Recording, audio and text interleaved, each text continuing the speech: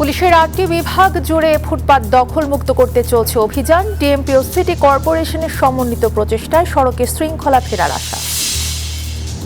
সারা দেশে ফিলিং স্টেশনে আজও দীর্ঘ সারি, ফুয়েল কার্ডের মাধ্যমে বিপণন শুরু। মধ্যপ্রাচ্য যুদ্ধের কারণে অতিরিক্ত দামে তেল কিনতে হয়েছে বললেন অর্থমন্ত্রী। মধ্যপ্রাচ্যে যে যুদ্ধ হচ্ছে, এটাতে আরেকটা বড় সমস্যা। এখানে আমাদের অতিরিক্ত দামে আমাদের জ্বালানি কিনতে হচ্ছে।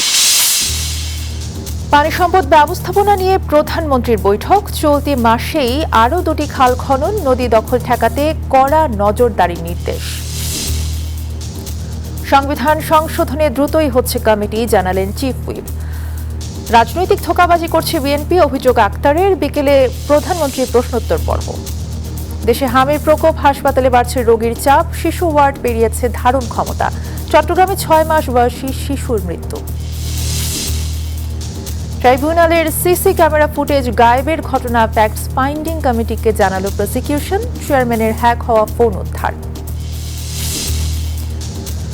এবং ইরান যুদ্ধের মাসুল গুনছে মার্কিনিরা। যুক্তরাষ্ট্রে জ্বালানির দাম 3 বছরের সর্বোচ্চ, চড়া মূল্যস্ফীতিতে কঠিন পরীক্ষায় ট্রাম্প সরকার। স্বাগত নিউজ 24 সংবাদের সঙ্গে আছি তাসনিমে জান্নাত অর্থী। দেখছিলেন বিআরবি কেবলস সংবাদ শিরোনাম। এবারে বিস্তারিত। ফুটপাত ও সড়ক দখলমুক্ত করতে সমন্বিত অভিযান শুরু করেছে ঢাকা মহানগর পুলিশ। বুধবার প্রথম দিনেই রাজধানীর 8টি এলাকায় অভিযান চালানো হয়। সতর্ক করে দেয়া হয় দোকানি এবং দখলদারদের। ডিএমপি বলছে, পরিস্থিতির উন্নতি না হলে পরবর্তীদের কঠোর ব্যবস্থা নেওয়া হবে। এ চিত্র দেখে বোঝার উপায় নেই, মিনিট 10 আগেই দোকানীদের বর্ধিত অংশে অভিযান চালিয়েছে ডিএমপি। মুহূর্তেই ফুটপাত দখল করে নেন রাজধানীর কাকলির এই দোকানীরা। রাজধানীর ফুটপাত ও সড়ক দখলমুক্ত করতে সমন্বিত অভিযান শুরু করেছে ঢাকা মহানগর পুলিশ। বুধবার সকাল 10টায় অভিযানে নামে ডিএমপি। কারওয়ান বাজার, মিরপুর 14, উত্তরার হাউস বিল্ডিং, কাকলী, মগবাজার, বকশীবাজার, আরামবাগ ও যাত্রাবাড়িতে অভিযান চালানো হয়। পুলিশ বলছে, আপাতত সতর্ক করা হচ্ছে, পরে নেওয়া হবে কঠোর ব্যবস্থা।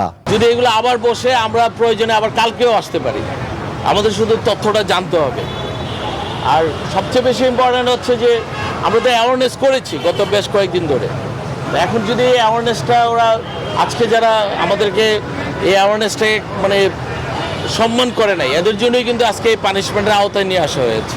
ডিএমপি ও সিটি কর্পোরেশনের সমন্বিত অভিযানে 50টি সড়কে অবৈধ স্থাপনা উচ্ছেদ পরিচালনা করা হবে। প্রথম দিনে বিভিন্ন জায়গায় জরিমানাও করা হয়েছে। আজকে শুরুতেই জেলে তাদেরকে পাঠাইনি আমরা। এখানে সিটি কর্পোরেশন এক্সিকিউটিভ ম্যাজিস্ট্রেট আছেন, উনি তাদেরকে আর্থিকভাবে জরিমানা করেছেন।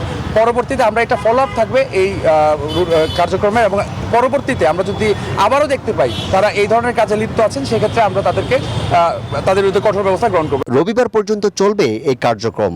এই সময়ে অভিযান চালানো হবে রাজধানীর আরও 42টি সড়কে। আরিফুল ইসলাম, নিউজ 24, ঢাকা। এ বিষয়ে আরো খবর জানাতে রাজধানীর উত্তর বাড্ডা থেকে আমাদের সাথে যুক্ত আছেন সহকর্মী আরিফুল ইসলাম। আরিফ, অভিযানের কি খবর রয়েছে আপনার কাছে? ফুটপাত দখলমুক্ত করতে আজকে কোথায় কোথায় অভিযান হলো? অর্থে সকাল 10টা থেকে ডিএমপি 8টি সড়কে অভিযান পরিচালনা করেছে আজ। আর এছাড়া আরও 42টি জায়গায় আগামী 4 দিন এই অভিযান চলমান থাকবে।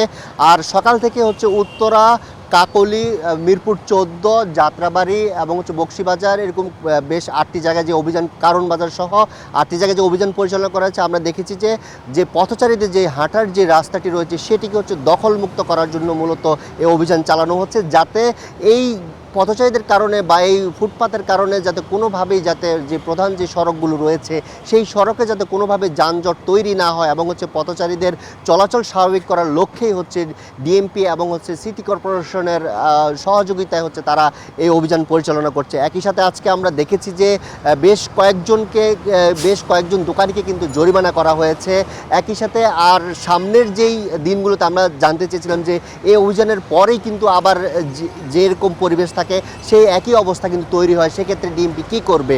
সেক্ষেত্রে তারা বলছেন যে যদি আজ যে অভিযানটি চালানো হচ্ছে, যে 5 দিন যে অভিযান কার্যক্রম হাতে নেওয়া হয়েছে, এই কার্যক্রমে মূলত সতর্ক করা হচ্ছে যে যাতে তারা ফুটপাত দখলমুক্ত রাখেন এই লক্ষ্যে। কিন্তু যদি এরপরও পরিস্থিতির কোনোভাবে উন্নতি না হয়, সেক্ষেত্রে পুলিশ আরও কঠোর অবস্থানে যাবে। এই ছিল অভিযান সম্পর্কে আমার কাছে সবশেষ। অর্থী। ধন্যবাদ আপনাকে। আরিফুল ইসলাম আমাদেরকে জানাচ্ছিলেন উত্তর বাড্ডা থেকে। দাম না বাড়লেও সংকট কাটছে না জ্বালানির। রাজধানীতে বেশিরভাগ ফিলিং স্টেশনে আজও দীর্ঘ লাইনে থেকে নিতে হয়েছে জ্বালানি তেল। সংকটের নেপথ্যে সিন্ডিকেটের কারসাজিকে দুষছেন ভুক্তভোগীরা, যদিও বর্তমান পরিস্থিতিতে দাম না বাড়ানোয় সরকারের প্রতি কৃতজ্ঞতা জানিয়েছেন ক্রেতারা। পরিস্থিতি নিয়ন্ত্রণে এরই মধ্যে ফুয়েল কার্ড চালু করেছে সরকার। রাজধানীর ফিলিং স্টেশনগুলোতে জ্বালানি তেলের তীব্র সংকট আজও অব্যাহত রয়েছে। বুধবার সকালে আসাদগেটের সোনার বাংলা ফিলিং স্টেশনে দেখা গেছে যানবাহনের দীর্ঘ জটলা। ঘন্টার পর ঘন্টা অপেক্ষার পরও মিলছে না পর্যাপ্ত জ্বালানি। সাধারণ চালকদের অভিযোগ, কৃত্রিম এই ভোগান্তির নেপথ্যে কাজ করছে অসাধু সিন্ডিকেট।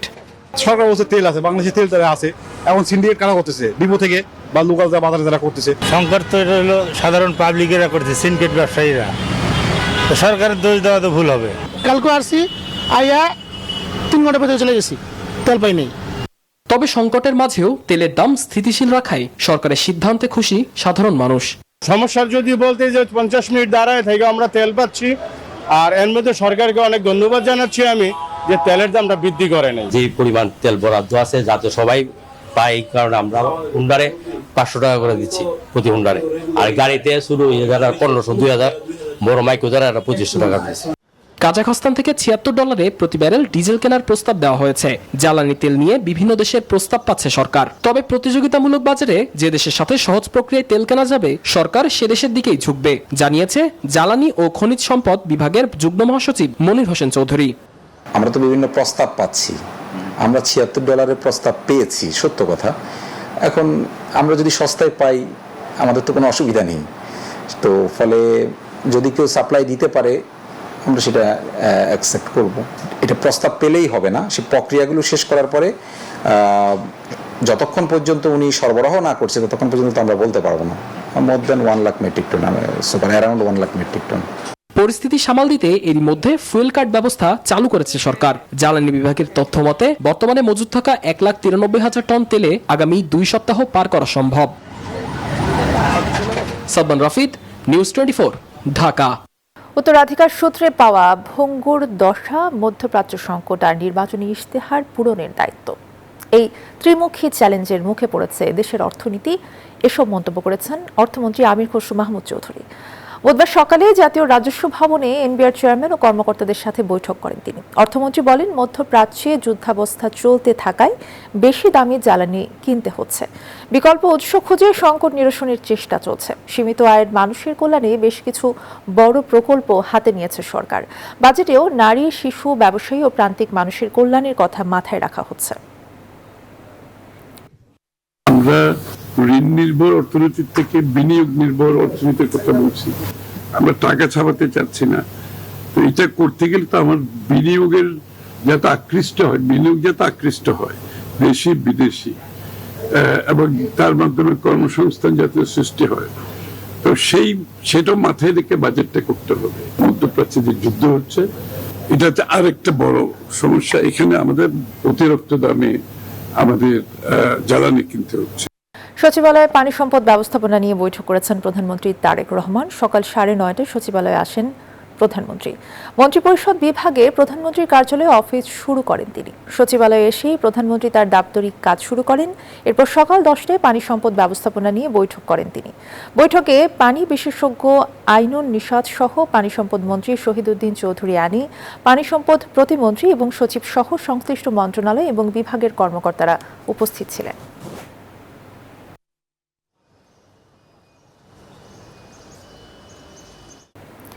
চলতি মাসেই ফেনী ও ঝিনাইদহে আরও 2টি খাল খনন কর্মসূচির উদ্বোধন করবেন প্রধানমন্ত্রী, জানিয়েছেন পানি সম্পদ মন্ত্রী শহীদুদ্দিন চৌধুরী আনি। সচিবালয়ে পানি সম্পদ ব্যবস্থাপনা নিয়ে প্রধানমন্ত্রী তারেক রহমানের সাথে বৈঠক শেষে এ কথা বলেন তিনি। এ সময় পানি সম্পদ প্রতিমন্ত্রী বলেন, অতীতের মতো কোনো ক্রমেই যেন রাজনৈতিকভাবে খাল নদী দখল না হয় তা তদারকি করতে কঠোর নির্দেশনা দিয়েছেন প্রধানমন্ত্রী।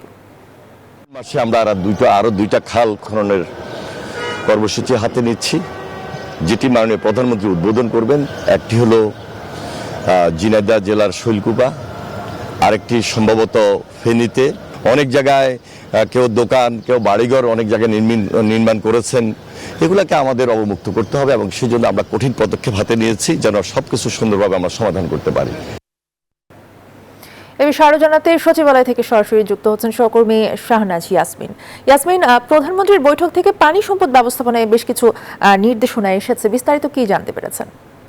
হ্যাঁ, আপনাকে ধন্যবাদ জানাচ্ছি।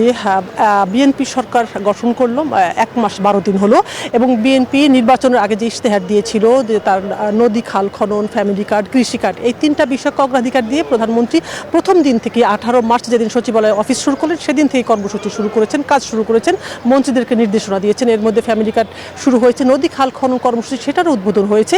আগামী 1 বৈশাখ হতে যাচ্ছে কৃষক কার্ড বিতরণ এবং আজকে প্রধানমন্ত্রী সকাল 9:30টায় সচিবালয়ে আসছেন। ঠিক আমি যেখানে আছি এই ভবনেই প্রধানমন্ত্রীর দোতলায় প্রধানমন্ত্রীর অফিস কক্ষ আছেন এবং এই 5 নম্বর ভবন দিয়ে প্রধানমন্ত্রীর গাড়িটি সাধারণত প্রতিদিন আসে এবং এদিক দিয়ে প্রধানমন্ত্রী বের হন। সকালে আসার পরে কিছু দাপ্তরিক কাজ শেষ করে প্রধানমন্ত্রী 10টার পরে পানি সম্পদ ব্যবস্থাপনা নিয়ে বৈঠক শুরু করেছিলেন পানি সম্পদ মন্ত্রী, প্রতিমন্ত্রী, সচিব সহ সংশ্লিষ্ট বিভাগের কর্মকর্তাদের সাথে। একই সাথে সেই বৈঠকে উপস্থিত ছিলেন বাংলাদেশের অনেক বড় বিশিষ্ট এবং মানে পানি বিশেষজ্ঞ আইনুন নিশাত ছিলেন এবং আইনুন নিশাত বের হয়ে কথা বলেছেন। পানি সম্পদ প্রতিমন্ত্রী মন্ত্রী দুজনই কথা বলেছেন। আইনুন নিশাত যেটা জানিয়েছেন যে আসলে প্রধানমন্ত্রী হওয়ার পর তারেক রহমানের সাথে তার প্রথম বৈঠক এটা ছিল, তিনি ডেকেছেন, তিনি নানান খোঁজ খবর নিয়েছেন, তিনি কিছুটা বয়স্ক হয়ে গেছেন, বললেন যে আমার এই বয়সের খোঁজ খবর তিনি নিয়েছেন, আমি ভালো আছি কিনা। এবং পানি ব্যবস্থাপনা নিয়ে প্রধানমন্ত্রীর যে বড় ধরনের একটি ইয়ে আছে বা আগামীতে যে কি করবে পানি ব্যবস্থাপনা নাকি 73 সালের জিয়াউর রহমান যখন খাল খনন কর্মসূচি শুরু করেছিল তারপর থেকে এত বছর এটা বন্ধ হয়ে গেছিল। এই সরকার এসে খাল খনন কর্মসূচি শুরু করলো, এখানে পানি ব্যবস্থাপনা নিয়ে সারা দেশে কিভাবে কাজ করা যায় সেই ধরনের অভিজ্ঞতা আইনুন নিশাত কিভাবে কাজে লাগাতে পারে দেশের স্বার্থে সেটা নিয়ে আসলে কথা বলেছেন। পানি মন্ত্রী কথা বলেছেন এবং প্রতিমন্ত্রী দুজনই জানিয়েছেন যে প্রধানমন্ত্রী খুব পরিষ্কার একটা নির্দেশনা দিয়েছেন যে দেশের যে খাল খনন নদীগুলো আছে সেগুলো কোনোভাবেই যাতে দখলমুক্ত না দখলে না থাকে এবং এত বছর রাজনৈতিকভাবে যে দখলে ছিল সেটা দখলমুক্ত করতে হবে যে কোনো উপায়। 180 দিনের যে নদী খাল খনন কর্মসূচিতে 1200 নদী খাল খনন করতে হবে সেটা নিয়ে অগ্রগতি জানতে চেয়েছেন এবং আগামী 5 বছরে এই সরকার 20,000 যে খাল নদী খনন করবেন সেটা যাতে দ্রুত করতে পারে, কোনোভাবে ব্যাঘাত না ঘটে। সারা দেশের নদী খাল অবমুক্তকরণ, নদীর তীর অবমুক্তকরণ, যেখানে আসলে রাজনৈতিকভাবে এগুলো দখল হয়েছিল সেগুলো সব উচ্ছেদ করার নির্দেশনা ছিল প্রধানমন্ত্রীর অর্থে। ধন্যবাদ আপনাকে শাহনাজ ইয়াসমিন, আমাদেরকে জানাচ্ছিলেন সচিবালয় থেকে। এদিকে পূর্ব নির্ধারিত সূচি অনুযায়ী জাতীয় সংসদ কমিটির তৃতীয় বৈঠক হয়েছে। জাতীয় সংসদ সচিবালয়ের ক্যাবিনেট কক্ষে এই বৈঠকে বসে 11 সদস্যের committee. Chief whip Nurul Islam মনির সভাপতিত্বে এই বৈঠক হয়। আজকের বিষয়ের মধ্যে আছে 10 এপ্রিলের মধ্যে সংসদ সদস্যদের আবাসন নিশ্চিত করার বিষয়টি। এছাড়া রয়েছে জাতীয় সংসদে পানির নতুন প্ল্যান্ট স্থাপন ও সংসদ সদস্যদের চিকিৎসা সরঞ্জাম কেনাকাটা।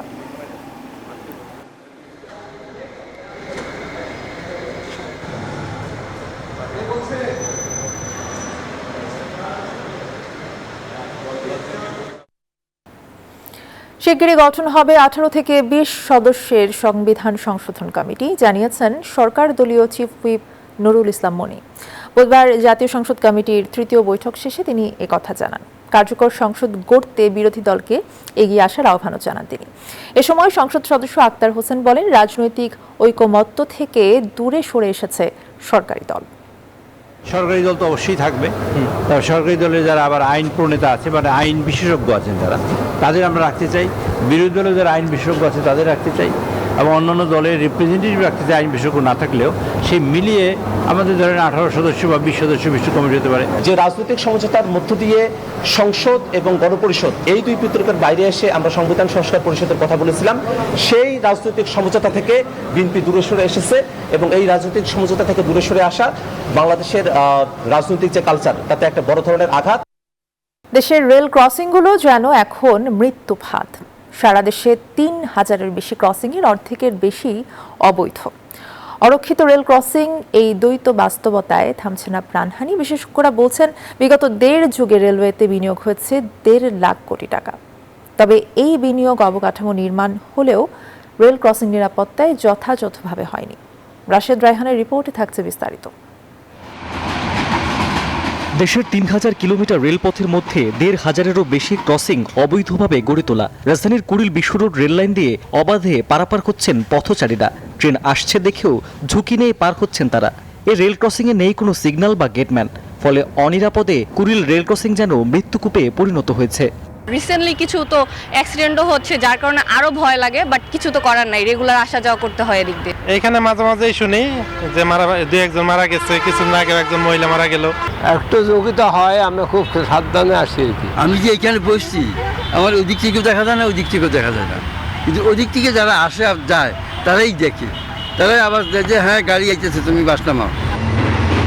মালিবাগ থেকে এফডিসি মোড় পর্যন্ত 4 রেল ক্রসিং, কখনো সিগন্যাল ফেল করলে গেটকিপারদের চোখে ভরসা। আর কারওয়ান বাজার ও এফডিসি সংলগ্ন রেলপথে নিয়মিত জমে ওঠে মাছ বাজার। আমরা তখন রাস্তায় দাঁড়ায় থাকলে এদিকে ট্রেন এলে হয়তো আমরা 4 জন একসাথে যোগাযোগ করি বাসি দিয়া, আর সিগন্যাল ফেল হয়ে গেলে যেটা হয় আমরা দুই দিকেই লক্ষ্য করি। সবশেষ পবিত্র ঈদের দিন কুমিল্লার পুদুয়াবাজার লেভেল ক্রসিংয়ে ট্রেন বাস সংঘর্ষে প্রাণ হারান 12 জন। নতুন করে সামনে আসে কতটা অরক্ষিত রেল ক্রসিংগুলো। বরখাস্ত তদন্ত কমিটি গঠন আর ক্ষতিগ্রস্ত পরিবারকে সীমিত আর্থিক সহায়তা। প্রশ্ন থেকেই যায়, এভাবেই কি থেমে থাকবে দায় নির্ধারণ, নাকি রেল ক্রসিংয়ের নিরাপত্তায় কার্যকর ও দীর্ঘমেয়াদী পদক্ষেপ নেওয়া হবে? বিশেষজ্ঞরা বলছেন অবৈধভাবে গড়ে তোলা অধিকাংশ ক্রসিংই অপ্রয়োজনীয়। এসব ক্রসিংয়ের কারণে ট্রেনের গতি কমছে এবং দুর্ঘটনার ঝুঁকি বাড়ছে। যে লেভেল ক্রসিংগুলো অপ্রয়োজনীয় সেটা বন্ধ করে দিতে হবে, আর যেটা আসলে অনুমোদন নিয়ে তৈরি হয়নি সেই লেভেল ক্রসিংয়ের দায়িত্ব কিন্তু অন্যান্য প্রতিষ্ঠানকে নিতে হবে যারা ওই রাস্তা তৈরি করেছে। রেলওয়ে কর্তৃপক্ষ বলছে জনসচেতনতা ছাড়া কোনো আশু সমাধান সম্ভব না। ট্রেনের মধ্যে একটা ডিভাইস থাকবে ইঞ্জিনে, প্লাস লেভেল ক্রসিং গেটে একটা সিগন্যালিং থাকবে, একটা নির্দিষ্ট দূরত্বে আসার পরে ও ফ্ল্যাশ লাইট প্লাস একটা ওয়ার্নিং বেল সে বাজাবে। ওইটা দেখে সড়ক যানের ড্রাইভাররা বুঝতে পারবে যে এখানে ট্রেন আসার একটা পজিশন তৈরি হয়েছে। সরকারের সর্বোচ্চ লেভেল থেকেও আসলে এই অটোমেশনের দিকে জোর দেওয়া হয়েছে আর কি। একদিকে কোটি কোটি টাকার উন্নয়ন প্রকল্প, আরেক দিকে এই অরক্ষিত রেল ক্রসিং, এই দ্বৈত বাস্তবতায় প্রাণহানি যেন থামছেই না। কুমিল্লার পদুয়াবাজারে 12 জনের প্রাণহানি আবারও মনে করিয়ে দিল পাহারাদার থাকলে নিরাপত্তা নিশ্চিত নয়, দায়বদ্ধতার অভাবে যেন সবচেয়ে বড় ঝুঁকি। রাশেদ জায়খান, নিউজ 24, ঢাকা।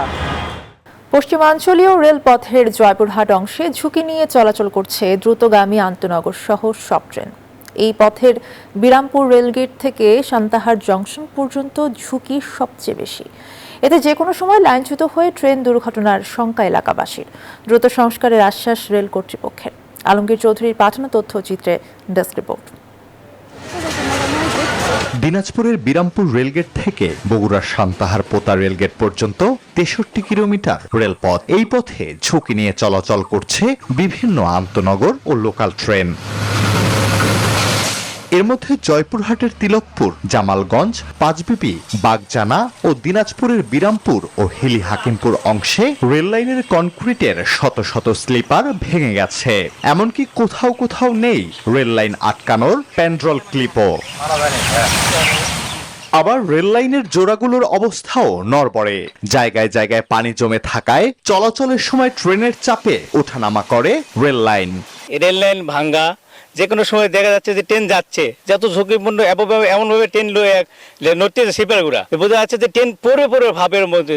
রেল লাইনের জোড়াটা ওখানে যেভাবে লাফালাফি বা যেভাবে ওখানে পানি জড়ো হয়ে আসে, সেখানে পানি চটকাচটকি করছে, বা রেল লাইনও মানে একটা গুলো লাফালাফি করতেছে। প্রতিটা জোড়ায় নাটগুলান লুজ এবং রেল ঠিক মতো নেই, প্রত্যেক জায়গা নড়ানড়ি।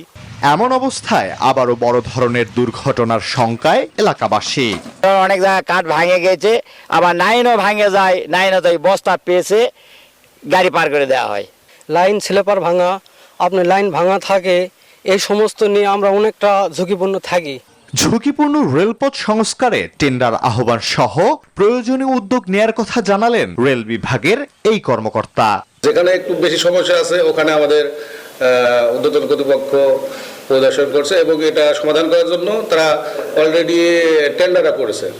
অচিরেই সমস্যাগুলো সমাধান হয়ে যাবে। ঝুঁকির কারণেই ঈদের মাত্র 2 দিন আগে আন্তনগর নীলসাগর এক্সপ্রেস ট্রেন লাইনচ্যুত হয়ে এই পথের আদমদিঘির বাগবাড়ি এলাকায় ভয়াবহ দুর্ঘটনার শিকার হয়। এতে প্রায় 200 যাত্রী আহত হন। Desk report, news 24। এবারের ঈদযাত্রা থেকে শিক্ষা নিয়ে আগামী ঈদে সড়ক ব্যবস্থাপনা ঢেলে সাজাতে চান সড়ক পরিবহন ও সেতুমন্ত্রী শেখ রবিউল আলম। তবে ঈদুল ফিতরের চেয়ে ঈদুল আজহার যাত্রা চ্যালেঞ্জিং বলেও মনে করেন তিনি। বলেন, উত্তরবঙ্গে নির্বিঘ্ন যাতায়াতে দ্বিতীয় যমুনা সেতুরও প্রয়োজনীয়তা তুলে ধরেন। সকালে রাজধানীর পূর্বাঞ্চলে সরকারের পূর্ব ঘোষিত 5 বছরে 25 কোটি বৃক্ষরোপণ কর্মসূচির উদ্বোধন করেন সড়ক পরিবহন ও সেতু মন্ত্রী শেখ রবিউল আলম। এ সময় এই কর্মসূচির আওতায় নিজ মন্ত্রণালয়ে 35 লাখেরও বেশি বৃক্ষরোপণ করার ঘোষণা দেন তিনি। এছাড়া বৃক্ষরোপণ কর্মসূচিকে ব্যক্তি কর্মসূচিতে রূপান্তর করার আহ্বান জানান তিনি। আগামী কুরবানিতে আরো বড় চ্যালেঞ্জ সেটা হচ্ছে, এখন তো 1.5 কোটি মানুষ ঢাকা ছাড়লো, সেখানে 1.5 কোটি মানুষ ঢাকা ছাড়বে আর 1 কোটি কুরবানির পশু কাছাকাছি ঢাকায় আসবে, অর্থাৎ 2.5 কোটি যাত্রী ট্রাকে প্রচুর গরু বহন হবে, আসবে। সেটা আরো বেশি চ্যালেঞ্জ। আমরা কাজ করছি, আপনারা সজাগ থাকুন, সাথে থাকুন। চট্টগ্রামে হামের উপসর্গ নিয়ে নতুন করে আরও 26 শিশু হাসপাতালে ভর্তি হয়েছে। এ নিয়ে জেলায় চিকিৎসাধীন রোগীর সংখ্যা বেড়ে দাঁড়িয়েছে 55 জনে। সকালে চট্টগ্রাম মেডিকেলের civil surgeon doctor Jahangir Alam এসব তথ্য জানান। নগরীর হাসপাতালগুলোতে ভর্তি থাকা 55 জনের মধ্যে 8 জনের নমুনায় হাম শনাক্ত হয়েছে বলেও জানান তিনি। আরও 16 জনের নমুনা পরীক্ষার জন্য চট্টগ্রাম থেকে ঢাকায় পাঠানো হয়েছে। গতকাল চট্টগ্রামে হাম নিয়ে 6 মাস বয়সী এক শিশুর মৃত্যু হয়।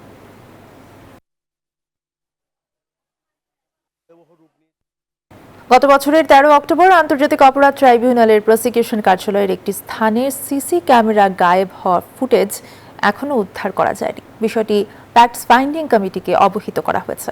বুধবার এক ব্রিফিংয়ে কথা জানান ট্রাইব্যুনালের প্রসিকিউটর ও বিশেষ তদন্তকারী কর্মকর্তা তানভীর হাসান জোহা। এর আগে সাবেক প্রসিকিউটর গাজী এমএইচ তামিমের কক্ষে আশুলিয়ায় 6 লাশ পোড়ানোর মামলার আসামি আফজালুলের পরিবারের এক সদস্য টাকার ব্যাগ নিয়ে যান বলে অভিযোগ ওঠে।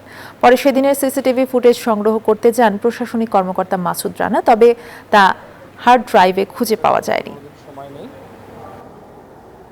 ফেসবুককে আমরা চিঠি দিয়েছি, তারা কিভাবে কোন আইপি অ্যাড্রেস থেকে আনঅথরাইজড অ্যাক্সেস হয়েছে তার তালিকা প্রদানের জন্য। তারা ন্যাচারালি এটার জন্য 15 দিন সময় নেই। তো সেই তালিকাটা পেলে পরে পরবর্তীতে আমরা প্রয়োজনীয় ব্যবস্থা গ্রহণ করব হ্যাকারের গ্রেফতারের ব্যাপারে। এবারে ইরান ইসরায়েল যুদ্ধ প্রসঙ্গ। ইরানের সঙ্গে যুদ্ধের চরম মাশুল গুনছেন যুক্তরাষ্ট্রের সাধারণ মানুষ। দেশটিতে প্রতি গ্যালন গ্যাসোলিনের দাম $4 ছাড়িয়েছে, যা গত 3 বছরে সর্বোচ্চ। জ্বালানির এই লাগামহীন ঊর্ধ্বগতিতে আক্ষরিক অর্থে এই দেশে হারা মার্কিনিরা খরচ বাঁচাতে অনেকেই গাড়িতে পুরো ট্যাঙ্ক তেল ভরা বাদ দিয়েছেন। কেবল গন্তব্যে পৌঁছাতে যতটুকু প্রয়োজন ঠিক ততটুকুই কিনছেন তারা। এই চরম মূল্যস্ফীতি ক্ষমতাসীন ট্রাম্প প্রশাসনের মাথা ব্যথা বাড়িয়েছে। মধ্যপ্রাচ্যে যুদ্ধের জেরে যুক্তরাষ্ট্রের ওয়াশিংটন ডিসির পাম্পগুলোতে গ্যাসোলিনের দাম এখন আকাশ ছোঁয়া। লাফিয়ে লাফিয়ে দাম বাড়ায় চরম বিপাকে পড়েছেন রাজধানীর গাড়ি চালকেরা। বাধ্য হয়ে নিজেদের দৈনন্দিন চলাফেরার অভ্যাস বদলে ফেলেছেন অনেকেই। খরচ সামলাতে চালকদের নিত্য নতুন কৌশল নিতে হচ্ছে। পুরো ট্যাঙ্ক ভর্তি করার বদলে শুধু কাছের কোনো সস্তা গ্যাস স্টেশন পর্যন্ত যাওয়ার জন্য সামান্য তেল কিনছেন তারা। আমি এখন $8 তেল ভরেছি, কারণ আমি শহরের অন্য প্রান্তে যাচ্ছি যেখানে তেলের দাম কিছুটা কম। একই দুর্দশা ফ্লোরিডার মায়ামিতেও। সেখানে সাধারণ মানুষের পাশাপাশি পথে বসার উপক্রম ক্ষুদ্র ব্যবসায়ীদের। বিশেষ করে ফুড ট্রাকের মতো ভ্রাম্যমাণ ব্যবসায়ীরা পড়েছেন সবচেয়ে কঠিন গ্যারাকলে। আমরা এর প্রভাবটা বেশ ভালোই টের পাচ্ছি। ক্রেতাদের জন্য খাবারের দাম বাড়াতে চাই না, তাই বাধ্য হয়ে জ্বালানির বাড়তি খরচটা এখন আমরা নিজেরাই টানছি। ইরান যুদ্ধ আর হরমুজ প্রণালী দিয়ে জাহাজ চলাচল বন্ধের সরাসরি ধাক্কা এসে লেগেছে মার্কিনীদের পকেটে। সামনেই মধ্যবর্তী নির্বাচন। তার আগে এমন চড়া মূল্যস্ফীতি বেশ কঠিন পরীক্ষাতেই ফেলে দিয়েছে ক্ষমতাসীন রিপাবলিকানদের। নিবির আমিন, নিউজ 24। চুক্তি হোক বা না হোক, ইরান ছাড়বে যুক্তরাষ্ট্র। আগামী 2-3 সপ্তাহের মধ্যে ইরান থেকে সামরিক অভিযান গুটিয়ে নেয়ার ঘোষণা দিয়েছেন প্রেসিডেন্ট ডোনাল্ড ট্রাম্প। এই ইস্যুতে বুধবার জাতির উদ্দেশ্যে ভাষণ দেবেন তিনি। এদিকে ওয়াশিংটনের সাথে যোগাযোগ হলেও আলোচনা হয়নি বলে জানিয়েছে তেহরান। 1 মাস পেরিয়ে গেলেও হয়নি কাঙ্ক্ষিত লক্ষ্য অর্জন। তবুও চূড়ান্তভাবেই ইরান থেকে নিজেদের গুটিয়ে নিচ্ছে যুক্তরাষ্ট্র। মার্কিন প্রেসিডেন্ট ডোনাল্ড ট্রাম্প মঙ্গলবার জানিয়ে দিলেন, সমঝোতা হোক বা না হোক, মধ্যপ্রাচ্যের এই দেশটি ছাড়বে মার্কিন বাহিনী। But we're finishing the job, and I think within maybe 2 weeks, maybe a couple of days longer. White হাউসে সাংবাদিকদের সাথে আলাপকালে প্রেসিডেন্ট বলেন, আগামী 2-3 সপ্তাহের মধ্যেই শেষ হতে যাচ্ছে এই সামরিক অভিযান। তবে তার দাবি, শক্তভাবেই গড়িয়ে দেওয়া হয়েছে শত্রুদের। We'll hit some bridges, got a couple of nice bridges in mind. তারা যদি আলোচনায় বসে তো ভালো, তবে আলোচনায় আসুক বা না আসুক, আমরা তাদের পিছিয়ে দিয়েছি। যা করেছি তা পুনর্গঠন করতে 15 থেকে 20 বছর সময় লাগবে তাদের। 15 to 20 years for them to rebuild what we've done to them. White house জানিয়েছে, ইরান ইস্যু এবং যুদ্ধ অবসানের সার্বিক পরিস্থিতি নিয়ে বুধবার সন্ধ্যায় জাতির উদ্দেশ্যে ভাষণ দেবেন ট্রাম্প। এদিকে ইরান জানিয়েছে, ওয়াশিংটনের সাথে বার্তা বিনিময় হলেও কোনো আলোচনা হচ্ছে না। এমন পরিস্থিতিতে ইসরায়েলি প্রধানমন্ত্রী বেনিয়ামিন নেতানিয়াহু জানালেন, তার দেশে এখনও ড্রোন ও ক্ষেপণাস্ত্র হামলার সক্ষমতা রয়েছে ইরানের। এদিকে হরমুজ প্রণালীতে জাহাজ চলাচল স্বাভাবিক রাখতে এবং এই সংঘাতের দ্রুত অবসানের লক্ষ্যে অবিলম্বে শান্তি আলোচনা শুরুর তাগিদ দিয়েছে চীন ও পাকিস্তান। ভয়াবহ সংঘাত থেকে সরে আসতে এবং কার্যত উপায়ে সহিংসতা বন্ধের পথ খুঁজতে ট্রাম্পের প্রতি জরুরি আহ্বান জানিয়েছেন পোপ লিও।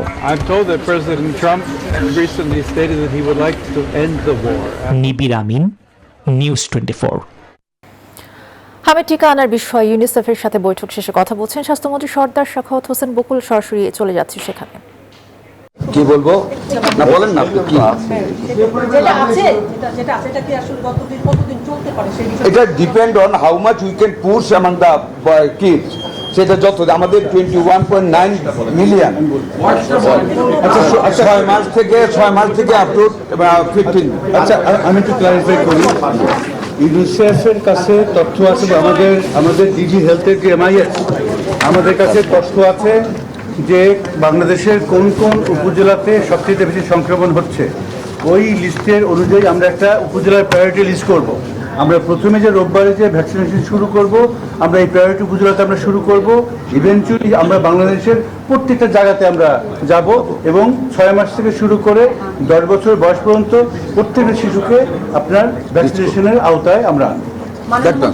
এটা কি ইপিআই এর যে গ্যাভির যে টিকাটা ছিল, গতকালকে আমি আপনাকে জিজ্ঞেস করেছিলাম, সেই টিকাটা নাকি 604 কোটি টাকার মাধ্যমে যেটা বরাদ্দ হয়েছে সেই টিকা? একটু দিয়ে পরিষ্কার। The main point is that আমরা টিকা দিচ্ছি, এন্ড আপনারা রিলেটেড প্রশ্নে ঠিক আছে, আমরা গাভীর কাছ থেকে নিচ্ছি with the condition will give replace it by the vaccines collected against টাকা 604 crore from UNICEF.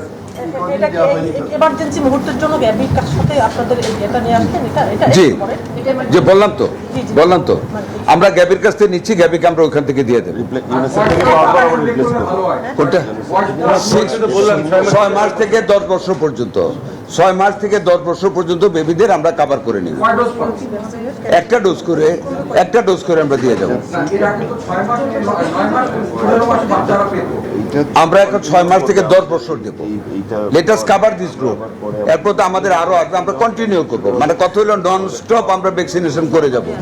আমরা আগের সরকারগুলির মতো ঘুমিয়ে থাকবো না, আমরা it will continue, the process will continue. আচ্ছা, এরপরে এটা যখন শেষ হতো নিয়মিত। এ ছিল নিউজ 24 সংবাদের সাথে থাকায় ধন্যবাদ সবাইকে।